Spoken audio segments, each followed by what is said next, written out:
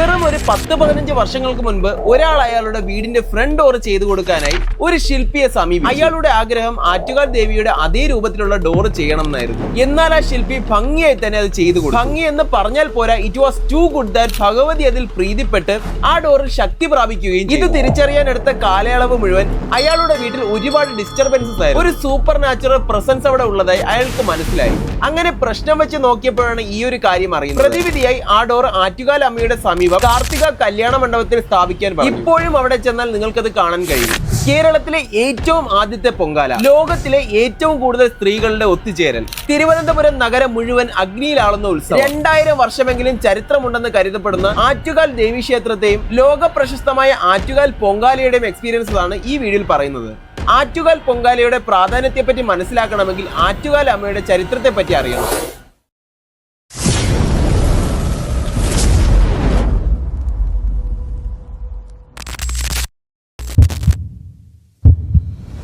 പാർവതി ദേവിയുടെ അവതാരമായ കണ്ണകി ദേവിയുടെ ദൈവിക ചൈതന്യമാണ് ആറ്റുകാലമ്മ. കണ്ണകി ദേവിയുടെ ഏറ്റവും ആദ്യത്തെ പരാമർശം എലങ്കോവടികൾ 1-ാം നൂറ്റാണ്ടിനും 3-ാം നൂറ്റാണ്ടിനും ഇടയിൽ രചിച്ച സിലപ്പതികാരം എന്ന കവിതയാണ്. ദ്രവിച്ചു തുടങ്ങിയ താളിയോല ഗ്രന്ഥങ്ങളുടെ കണ്ടെടുക്കലിൽ നിന്നാണ് സിലപ്പതികാരം എന്ന ഈ മഹാകാവ്യത്തിനെ പറ്റി നമ്മൾ അറിയുന്നത്. 1-ാം നൂറ്റാണ്ടിന്റെ തുടക്കകാലത്ത് പഴയ ചോള രാജ്യത്ത് കണ്ണകിയും കോവലനും എന്ന പുതിയതായി വിവാഹം കഴിച്ച ദമ്പതികൾ താമസിച്ചിരുന്നു. കണ്ണകി തന്റെ ഭർത്താവിനെ ദൈവതുല്യമായി സ്നേഹിക്കുന്ന, ആരാധിക്കുന്ന ക്ഷമയുടെയും പവിത്രതയുടെയും പ്രതീകമായി.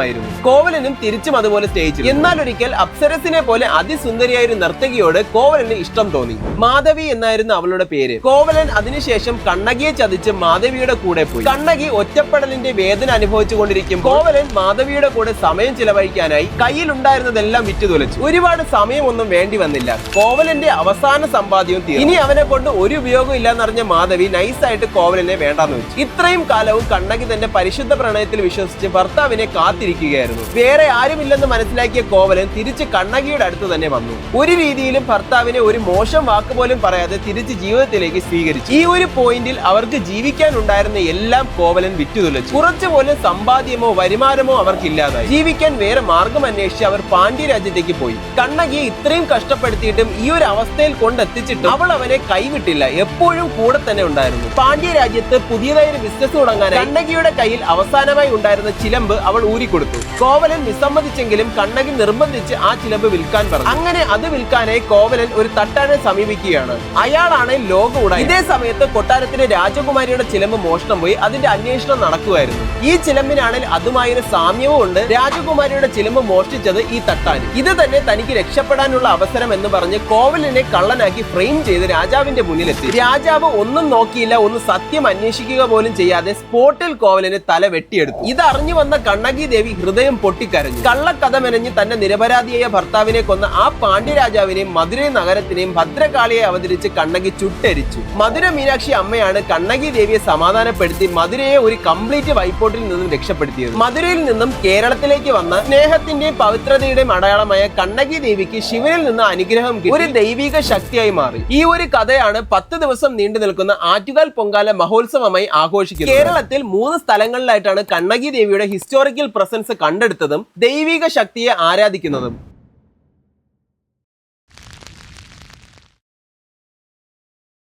മധുരൈ നഗരം ചുട്ടരിച്ച കണ്ണകി ദേവി പശ്ചിമഘട്ട മലനിരകളിലൂടെ നടന്ന് ചേര രാജ്യത്തേക്ക് വന്നു. ഇന്നത്തെ കേരള തമിഴ്നാട് ബോർഡറായ തേനിക്കും ഇടുക്കിക്കും ഇടയിൽ പെരിയാർ ടൈഗർ റിസർവിനുള്ളിൽ മംഗളദേവി എന്നൊരു മലയിലാണ് ദേവി വന്നു നിന്നത്. അവിടെ വെച്ചാണ് കണ്ണകിക്ക് ശിവന്റെ അനുഗ്രഹം ലഭിച്ചതെന്നും ദൈവിക ചൈതന്യമായി മാറിയതെന്നും കരുതപ്പെടുന്നു. ഇതിന്റെ തെളിവായിട്ട് ശ്രീ മംഗളദേവി കണ്ണകി ടെമ്പിൾ ഇപ്പോഴും ആരാധിച്ചു പോരുന്നുണ്ട്. 5000 അടി ഉയരത്തിൽ സ്ഥിതി ചെയ്യുന്ന ഈ ഒരു ക്ഷേത്രത്തിലേക്ക് വർഷത്തിൽ ഒരു ദിവസം മാത്രമാണ് നമുക്ക് പോകാൻ പറ്റുന്നത്. അതായത് ചിത്ര പൗർണമി ദിനത്തിൽ മാത്രം. ജീപ്പ് സഫാരിയായോ കാൽനടയായോ ട്രെക്ക് ചെയ്തുകൊണ്ട് ഈ ഒരു ഡീപ് ഫോറസ്റ്റ് യാത്രയിൽ ഹിൽ ടോപ്പ് കാഴ്ചകളും നമുക്ക് എൻജോയ് ചെയ്യാം. ഈ വർഷത്തിൽ മെയ് 12-നാണ് എൻട്രി ഉള്ളത്. ഞാൻ എന്തായാലും പോയി ഒരു ഡീറ്റെയിൽഡ് വീഡിയോ ഇടുന്നതായിരിക്കും. ചാനൽ സബ്സ്ക്രൈബ് ചെയ്ത് വെച്ചോ. ഇനി രണ്ടാമതായി കണ്ണകി ദേവിയുടെ റെസ്റ്റിംഗ് പ്ലേസ് എന്ന് കരുതപ്പെടുന്ന കൊടുങ്ങല്ലൂർ ഭഗവതി ക്ഷേത്രമാണ്. മധുരയിൽ നിന്നും കന്യാകുമാരി വഴി ചേര രാജ്യത്തേക്ക് വന്ന കണ്ണകി ദേവിയുടെ ചരിത്രം കൂടുതൽ അന്നത്തെ ചേര രാജാവായ ചെങ്കുത്തുവനുമായാണ് ബന്ധപ്പെട്ടിരിക്കുന്നത്. ചെങ്കുത്തുവൻ തന്നെയാണ് മംഗളാദേവി ടെമ്പിളും കൊടുങ്ങല്ലൂർ ടെമ്പിളും സ്ഥാപിച്ചത്. ഇനി നമ്മുടെ ആറ്റുകാൽ എങ്ങനെയാണ് ഈ സ്റ്റോറിയിൽ ഉൾപ്പെടുന്നത്?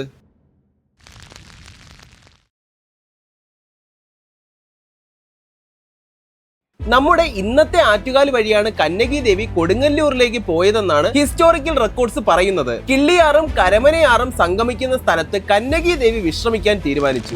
അന്നത്തെ തിരുവനന്തപുരത്തെ ഒരു എസ്റ്റാബ്ലിഷ്ഡ് ഫാമിലിയായ മുല്ലവീട്ടിൽ കുടുംബത്തിലെ കാരണവർ അവിടെ കുളിച്ചുകൊണ്ടിരിക്കുകയായിരുന്നു. കന്നകി ദേവി അയാളുടെ മുന്നിൽ ഒരു ചെറിയ ബാലികയായി പ്രത്യക്ഷപ്പെട്ടു. എന്നിട്ട് അയാളോട് ആറ് മുറിച്ചു കടക്കാൻ സഹായിക്കണമെന്ന് ആവശ്യപ്പെട്ടു. എന്നാൽ അയാൾ ആ ബാലികയെ ബഹുമാനത്തോടെയും നല്ല പെരുമാറ്റത്തോടെയും ആറ് കടത്തി കൊടുത്തു. അതിനുശേഷം വിശ്രമിക്കാനും ആഹാരം കഴിക്കാനും തന്റെ വീട്ടിലേക്ക് ആ ബാലികയെ ക്ഷണിച്ചു. വീട് വരെ വന്ന ആ കുട്ടി പെട്ടെന്ന് തന്നെ അപ്രത്യക്ഷ. അയാൾക്കും വീട്ടുകാർക്കും ഇത് വലിയൊരു അത്ഭുതം തന്നെയായിരുന്നു.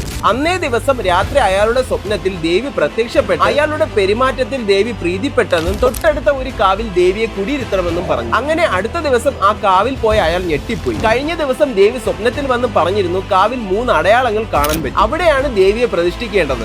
അതുപോലെ തന്നെ ഒരു മാറ്റവും കൂടാതെ അവിടെ 3 വരകൾ കണ്ടു. അദ്ദേഹം ഒട്ടും വൈകിക്കാതെ തന്നെ അവിടെ ഒരു വിഗ്രഹവും പ്രതിഷ്ഠിച്ച് ചെറിയൊരു അമ്പലവും നിർമ്മിച്ചു. ആ അമ്പലമാണ് പിൽക്കാലത്ത് മറ്റുള്ളവർ ഏറ്റെടുത്ത് നവീകരിച്ച് ഇന്നത്തെ ആറ്റുകാൽ അമ്പലമായി മാറി. ലോക പ്രശസ്തമായ ആറ്റുകാൽ പൊങ്കാലയും ഈ കഥയുമായിട്ടാണ് ബന്ധപ്പെട്ടിരിക്കുന്നത്.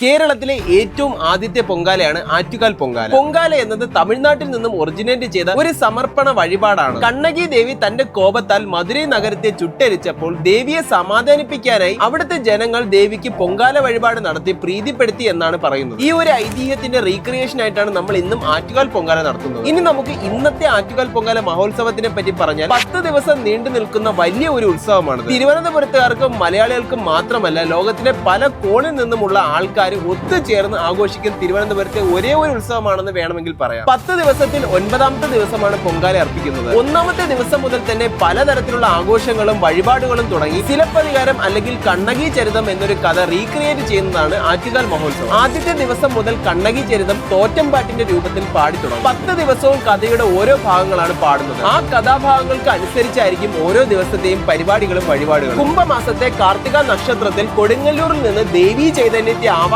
കാപ്പുകെട്ടി കുടിയിരുത്തുന്നതോടെ ഉത്സവത്തിന് തുടക്കമാകും. ഇതോടൊപ്പം ക്ഷേത്രനടയിലെ പച്ചപ്പന്തലിൽ മുന്നേ പറഞ്ഞ തോറ്റൻ പാട്ടും ആരംഭിക്കും. 2ാം ദിനം കന്നകിയുടെയും കോവലന്റെയും വിവാഹത്തിന്റെ ഒരുക്കങ്ങളെ കുറിച്ച്, 3ാം നാൾ അവരുടെ വിവാഹ വർണ്ണനയും പാടുന്നു. ജീവിത മാർഗത്തിനായി ദേവിയുടെ നിർബന്ധത്തിന് വഴങ്ങി ചിലമ്പ് വിൽക്കാൻ പോകുന്നതാണ് 4ാം ദിനം പറയുന്നത്. ചിലമ്പ് വിൽക്കാൻ പോയ കോവലനെ കള്ളക്കേസ് ചുമത്തി രാജാവിന്റെ അടുത്തെത്തിക്കുന്ന ഭാഗമാണ് 5ാം നാൾ വായിക്കുന്നത്. പാണ്ഡ്യ രാജാവ് കോവലനെ വധിക്കുന്ന ഭാഗം 6ാം നാളും. കോവലന്റെ മരണവാർത്ത അറിഞ്ഞ് കോപാകുലയായ ദേവി പരമശിവനിൽ നിന്നും അനുഗ്രഹം വാങ്ങി കോവലനെ പുനർജീവിപ്പിക്കുന്നതുമാണ് 7ാം ദിവസം വായിക്കുന്നത്. കോവലന്റെ മരണത്തിന്റെ ദുഃഖസൂചകമായി 7ാം ഉത്സവ ദിവസം നട വൈകിയായിരിക്കും തുറക്കുന്നത്. തന്റെ ഭർത്താവിനെ ഇല്ലാത്ത കള്ളം പറഞ്ഞ് കുറ്റം ചുമത്തിയ സ്വർണ്ണപ്പണിക്കാരനെ വധിക്കുന്നതാണ് 8ാം നാളിലെ ഭാഗം. അതുപോലെ കോപാകുലയായ ദേവി രൗദ്രഭാവം കൊണ്ട് പാണ്ഡ്യ രാജാവിനെ മധുര നഗരിയും ചുട്ടരിക്കുന്ന ഭാഗമാണ് 9ാം നാളിൽ വായിക്കുന്നത്. അന്നേ ദിവസം 9ാം നാളിൽ തന്നെയാണ് പൊങ്കാലയും ഭക്തജനങ്ങൾ ആറ്റുകാലമ്മയ്ക്ക് സമർപ്പിക്കുന്നത്. സിലപ്പതികാരത്തിൽ പറയുന്നത് പോലെ കോപാകുലയായ ദേവിയെ ശമിപ്പിക്കുന്നതിന് പ്രീതിപ്പെടുത്തുന്നതിനുമായി മധുരയിലെ ജനങ്ങൾ അന്ന് സമർപ്പിച്ച പൊങ്കാലയുടെ കഥാഭാഗം പോലെ റീക്രിയേഷൻ ആയിട്ടാണ് ആറ്റുകാൽ പൊങ്കാല ആറ്റുകാൽ അമ്മയ്ക്ക് സമർപ്പിക്കുന്നത്. 10ാം ദിവസം കുരുതി തർപ്പണം എന്ന ചടങ്ങും തോറ്റംപാട്ടിന്റെ അവസാനവുമാകുമ്പോൾ ആറ്റുകാൽ മഹോത്സവത്തിന് സമാപനമായി. ഈ ദിവസങ്ങളിലെല്ലാം അതാത് ദിവസത്തെ കഥയോട് അനുബന്ധിച്ചിട്ടുള്ള വഴിപാടുകളും ഉണ്ടാവും. വിളക്കുകെട്ട്, കുത്തിയോട്ടം, താലപ്പൊലി എന്നിങ്ങനെ ഒരുപാട് നേർച്ചകളും വഴിപാടുകളും ഇതിൽ ഉൾപ്പെടുന്നു. ഇതിനെല്ലാം പുറമെ ഡാൻസ് പ്രോഗ്രാമുകളും ഫുഡ് സ്റ്റോളുകളും മറ്റു വിനോദങ്ങളും ഉത്സവത്തിന് വരുന്ന ഭക്തജനങ്ങൾക്കായി ഒരുക്കുന്നുണ്ട്. ഇതിൽ ഏറ്റവും പ്രധാനം ഒരുപാട് പേരുടെ ആഗ്രഹമാണ്